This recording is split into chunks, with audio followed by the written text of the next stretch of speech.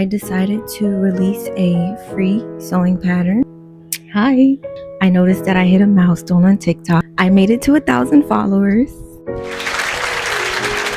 To show my appreciation for you guys, I decided to release a free sewing pattern because we love free things. It is, of course, this top that I'm currently wearing. This is it right here. It's literally 2 pieces. It is extremely beginner friendly. So it comes in sizes extra small. It goes up to size 3XL. If you are interested in downloading this free sewing pattern, just click the link in my bio.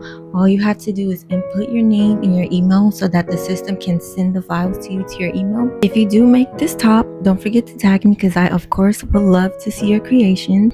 Who knows, honestly, I might give away 2 free patterns at my next milestone, which is 5,000 followers. So stay tuned for that one.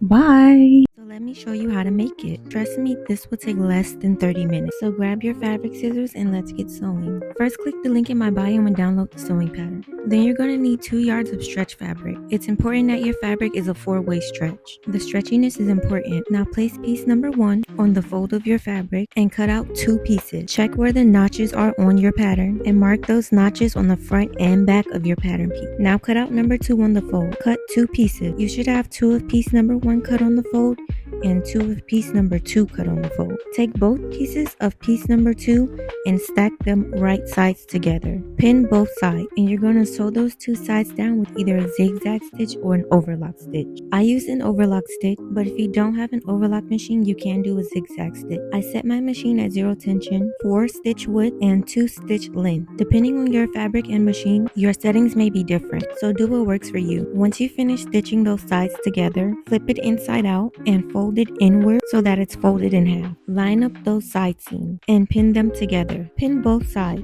After both sides are pinned, you're going to pin around the entire perimeter of that waistline. This is what it should look like when you're done pinning. Put this piece to the side. Now grab both of your top pieces, place them right sides together. You're going to pin those pieces together where I've marked them in the video. Do not pin together the waistline and the neckline. The notches we marked earlier are your guideline, where you should stop and start sewing. Again, I use my overlock machine. This is what it should look like when you've sewn those 4 sides. Your waistline and your neckline should be open. Now take that waistline piece, place it inside of the top piece.